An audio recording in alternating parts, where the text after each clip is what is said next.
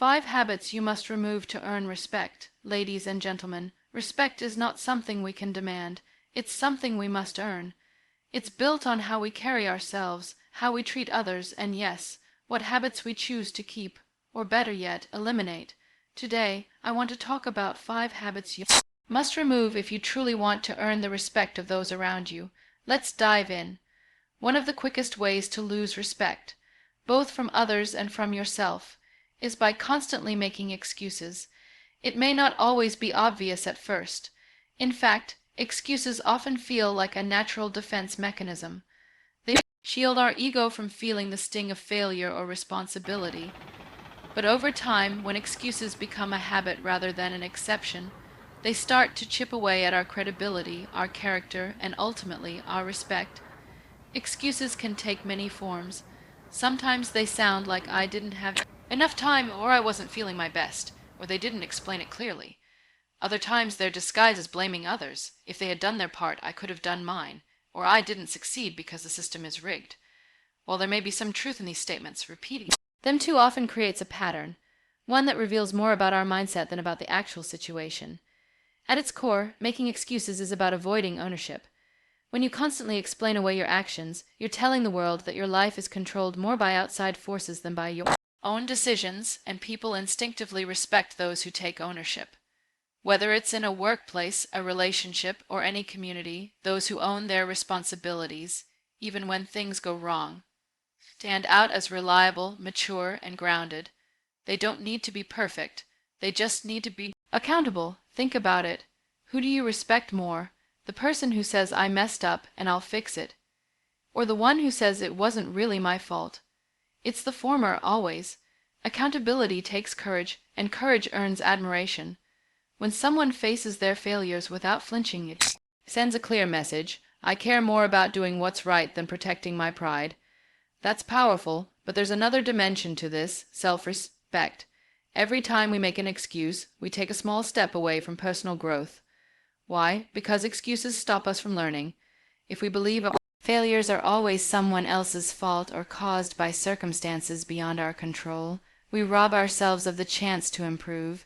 If you're always blaming the clock, you won't work on your time management. If you're always blaming other people, you won't reflect on how you communicate or collaborate. Growth requires honesty, and honesty starts with saying, I could have done better. People who consistently make excuses also tend to miss out on trust. In a professional setting, if your boss or teammates start to notice that you always have a reason for why something didn't happen, they may stop giving you important tasks. They'll start looking for people who deliver, no matter what. In friendships or relationships, if you always have an excuse for why you're late, why you forgot something, or why you let someone down over time, the people around you will start to feel like they can't rely on you, and respect is built on trust. Without trust, respect fades quickly. This isn't to say that life is always under our control. Of course not. There are genuine obstacles, real struggles, and unfair situations that can get in our way. But there's a huge difference between explaining what happened and making excuses for what didn't. One is rooted in truth and responsibility. The other is rooted in avoidance. So how do we stop making excuses? The first step is awareness. Start noticing when you justify things that went wrong. Catch yourself in those moments when you're tempted to shift blame or soften the truth. Then ask yourself, what could I have done differently? Not what someone else should have done. Not what circumstances should have been like. Just you. This question alone can change your entire perspective. It brings the focus back to what you can control. And that's where real growth lies. Next, practice radical accountability. This doesn't mean blaming yourself for everything. It means being honest about your part in any situation. Maybe you didn't control the outcome, but did you prepare as best as you could? Did you give your full effort? Were you proactive in solving the problem or just reacting to it, owning your piece of the puzzle? Even if it's small, strengthens your character. It's also helpful to replace the habit of excuses with the habit of solutions. Instead of saying, I couldn't, start saying, next time I will. This simple shift shows maturity and a willingness to learn. It tells people that even if you didn't succeed this time, you're already thinking about how to do better next time. That's the kind of attitude that earns long-term respect. we also have to recognize the role of fear in excuse making. A lot of the time, we make excuses because we're afraid of being judged, afraid of failing, afraid of being seen as less than perfect. But the irony is that the more we try to protect ourselves with excuses, the weaker we appear. Vulnerability, when paired with responsibility, is actually a strength. When you say, yes, I failed, but I'm learning, you're not weak, you're strong. People respect strength that is humble, not arrogant. Finally, surround yourself with people who hold you accountable. The company we keep matters. If you're around people who constantly make excuses for themselves and each other, it becomes normal. But if you're surrounded by people who challenge each other to be better, who speak the truth with love, and who value growth over effort, you'll be inspired to level up too. In the end, removing the habit of making excuses is one of the most powerful things you can do, not just to earn respect from others, but to gain a deeper sense of respect for yourself. Because when you stop hiding behind reasons and start standing in your responsibility, you become someone people can trust, admire, and believe in. You become someone even you can be proud of, and that, above all else, is where respect truly begins. One of the most underrated yet powerful ways to earn respect is by becoming a better listener. We often believe that having strong opinions, sharp arguments, and confident voices is what commands respect. And while being articulate and expressive can be admirable, it's not nearly as powerful as being someone who genuinely listens. The habit of speaking without listening is far more common than we'd like to admit, and it's one that slowly but surely erodes the respect we receive from others. When people speak just to be heard, without any intention of understanding or connecting with those around them, it creates distance. You've probably been in conversations where someone talks over you, interrupts before you finish a thought, or responds with something completely unrelated to what you were saying. It feels dismissive, almost as if your words, and by extension your thoughts and feelings, don't really matter. Over time, being treated this way makes people pull back. They start to respect you less, not because of what you're saying, but because of what you're not hearing. Listening is more than silence while someone else talks. It's about being mentally present. True listening means putting your own thoughts on pause and focusing entirely on what the other person is trying to communicate. It requires patience, humility, and empathy. And those qualities, patience to let someone speak, humility to consider their perspective, and empathy to feel what they feel, are all ingredients of deep, earned respect. In contrast, when we dominate conversations or treat them like platforms for self-expression rather than opportunities for connection, we send the message that other people's voices don't matter, that we value our opinion above all else. This creates an imbalance, and no one respects someone who constantly positions themselves as more important than everyone else in the room. It's important to understand that people don't just want to be heard, they want to be understood, and that can't happen if we're only half listening while planning what to say next. So often in arguments or debates, people aren't really listening, they're waiting for their turn to speak, waiting for a chance to prove their point or win the discussion. But here's the truth. The goal of a conversation should never be to win. It should be to understand. And when you make understanding your priority, respect naturally follows. Another thing that happens when you listen deeply is that you learn. Even people you disagree with have something to teach you. Every person you encounter sees the world through a different lens, shaped by their own experiences, struggles, and dreams. When you listen, you expand your understanding of the world. When you don't, you stay in the bubble of your own perspective, and that bubble can become a barrier to growth. There's a certain confidence that comes from being a good listener. It's quiet but powerful. People who don't feel need to dominate every conversation are often the ones most in control of themselves. They don't need to prove their intelligence or shout their opinions. They simply observe, process, and respond with intention. That kind of presence is magnetic. People respect someone who listens not just with their ears but with their heart. Listening also plays a crucial role in building trust. Think about the people you turn to when you're going through something, because being heard gives people dignity, and when you give others dignity, you build influence. But perhaps the most powerful thing about listening is that it shows you care. It's one of the simplest ways to honor someone else. Whether it's your partner, your friend, your coworker, or even a stranger, listening says, "You matter enough to have my full attention." That's a rare gift in a world that's constantly rushing, distracted, and filled with noise. When you slow down and really listen, you set yourself apart. You become the exception, and people notice. Breaking the habit of speaking without listening requires mindfulness. It starts with catching yourself in conversations. Are you really paying attention or just waiting to talk?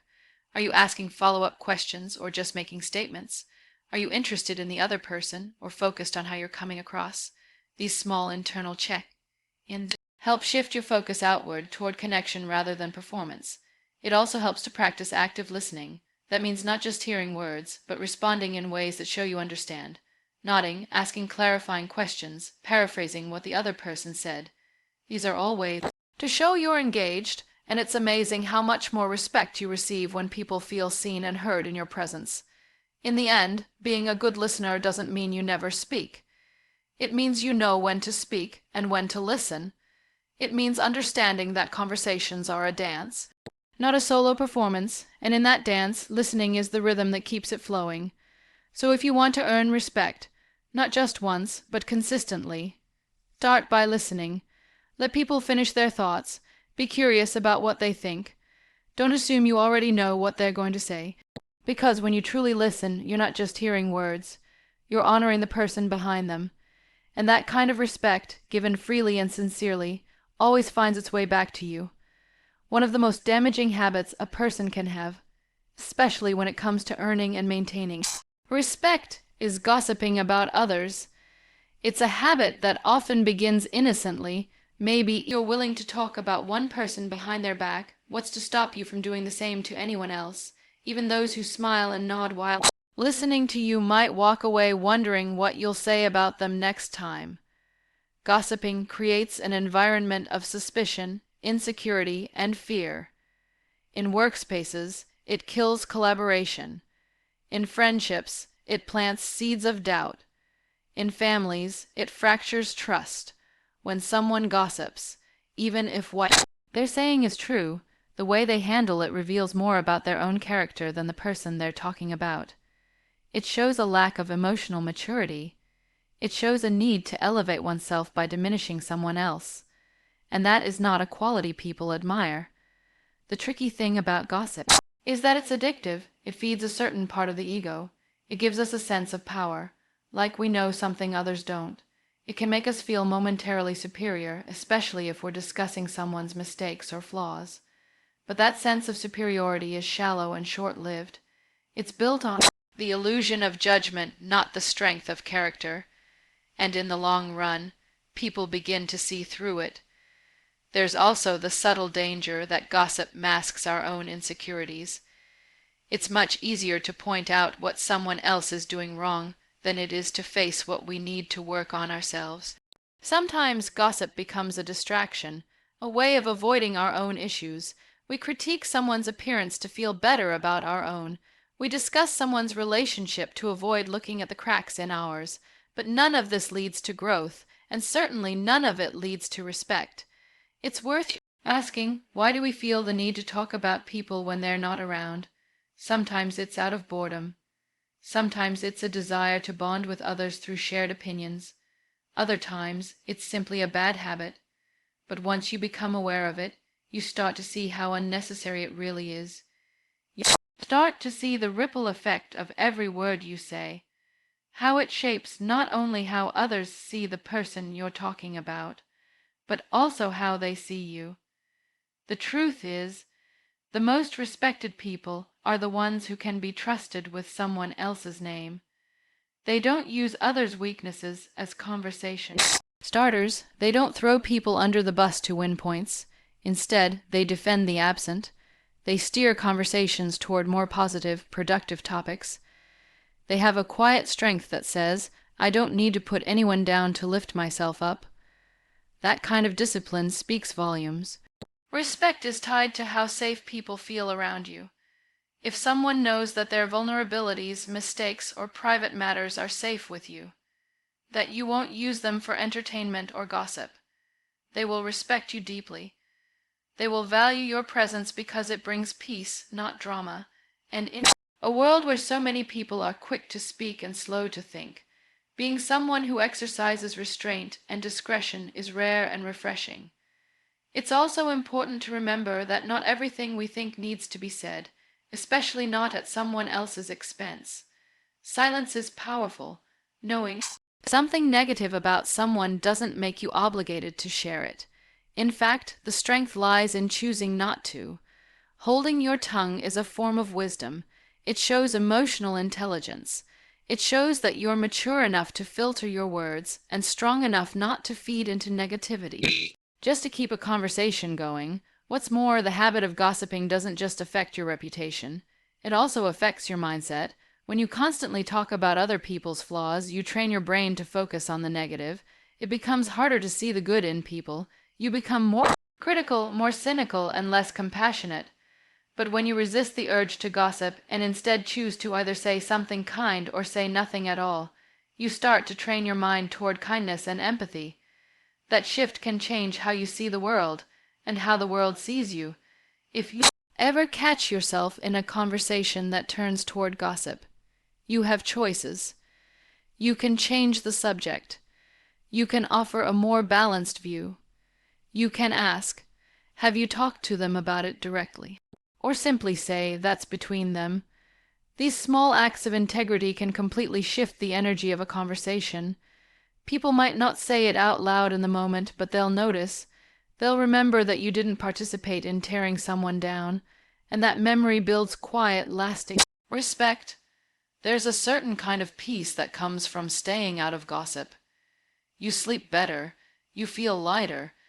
You don't have to keep track of who you said what to. You don't carry around the emotional weight of negativity. Instead, you become a person of consistency and calm, a person others look up to even if they don't always say so. Respect is not about being liked by everyone. It's about being true to your values even when it's inconvenient. And one of the most powerful ways to live by your values is to protect others, especially when they're not around to defend themselves. That's where real character shines, so the next time you're tempted to share something about someone else, pause, ask yourself, is this kind, is it necessary, is it respectful? If the answer is no, let it go. Not just for the other person's sake, but for your own. Because the less you gossip, the more you grow, and the more you grow, the more respect naturally follows. One of the surest ways to lose respect in any relationship, whether personal, professional, or social, is by breaking promises and not honoring commitments. At first glance, it might seem like a small thing. You cancel a plan, miss a deadline, back out of a project, or fail to show up when you said you would. Life gets busy, things come up, and sometimes we believe that others will understand. But the truth is, each broken promise, no matter how minor it may seem, leaves a mark. It chips away at the trust people place in you, and trust is the bedrock of respect. Making a promise is more than just a verbal agreement. It's a declaration that people take seriously. When you say you'll do something, others assume you've thought it through, considered your ability to follow through, and decided to commit. So when that promise is broken, it's not just the action that's lost, it's the confidence others had in your word. People begin to wonder, can I rely on them next time? Can I trust that they'll be there when it matters? Over time, enough broken promises can turn belief into doubt, and doubt into distance. There's something deeply personal about commitments. Whether it's as simple as agreeing to meet someone at a certain time, or as significant as promising to be there for them through something difficult, a commitment reflects your character. When you follow through, you show that your words mean something, that you're someone who takes responsibility seriously, that you don't just say things to sound good or to please people in the moment. You actually mean what you say. That's rare, and that's what earns respect. When people break commitments frequently, it reveals a deeper issue. Sometimes it's a lack of self-awareness. They say yes to everything without considering whether they have the time or energy. Other times it's a matter of priorities. They don't value the commitment enough to stick with it, and occasionally it's about discomfort. They back out when things become inconvenient or emotionally challenging. Whatever the reason, the impact is the same. People stop viewing you as dependable, and dependability is one of the most admired traits in a person. There's also a ripple effect to broken promises. It's not just about you and the person you let down. It affects how others around you perceive your values, your integrity, and your consistency. In a professional setting, failing to deliver on what you committed to can slow down teams, damage reputations, and create frustration. In personal relationships, it can create emotional scars, especially if it happens repeatedly. Each time you say you'll be there and you're not, the other person feels a little less important, a little less seen, and a little less safe with you. But it's not just about how others view you. It's also about how you view yourself. Every time you break a promise, even if no one calls you out on it, a quiet voice inside you takes note. It becomes harder to trust yourself. You begin to doubt your own consistency. Self-respect starts to weaken, because deep down we all want to be people of our word. We want to be proud of our actions. We want to look in the mirror and see someone who shows up, who stands by their commitments even when it's hard. Now, this doesn't mean that you must always push through every promise at any cost. Life happens, circumstances change, emergencies arise, but how you handle those moments matters. There's a difference between carelessly dropping a commitment and thoughtfully, transparently communicating when you can't follow through. If you're honest, proactive, and genuinely remorseful when you can't keep a promise, most people will understand. It's the silence, the ghosting, the excuses, or the lack of accountability that causes real damage. The best way to avoid breaking commitments is by being intentional from the start. Before you say yes, pause, ask yourself, do I really have the time, the energy, the emotional bandwidth? Am I saying yes out of pressure, guilt, or the fear of disappointing someone? Or do I truly mean it? Learning to say no, even when it's uncomfortable, is far better than saying yes and failing to follow through.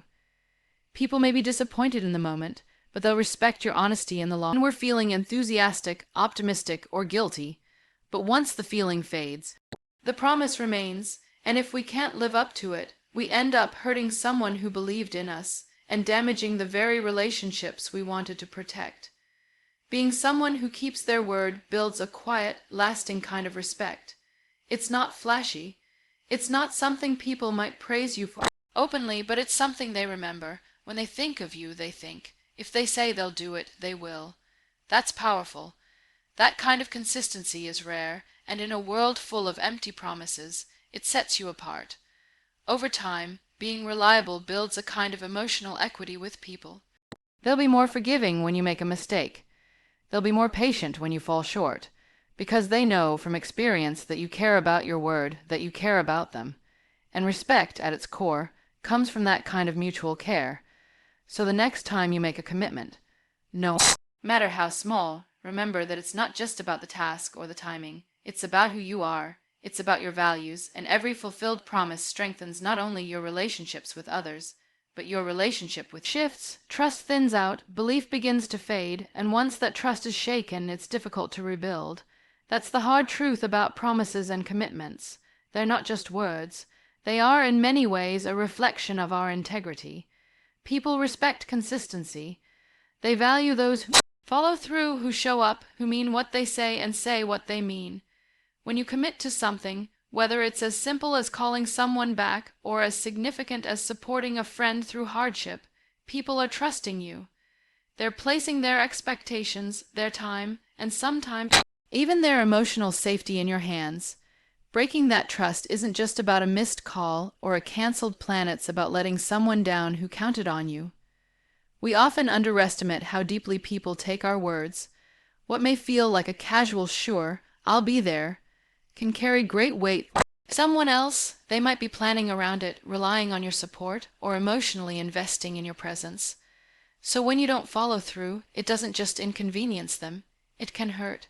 And when that happens repeatedly, people begin to create distance, not out of anger necessarily, but out of self-protection. They learn not to expect too much from you, and once people stop expecting things, they stop depending on you, and when that happens, respect is one of the first things to fade. Of course, life is unpredictable.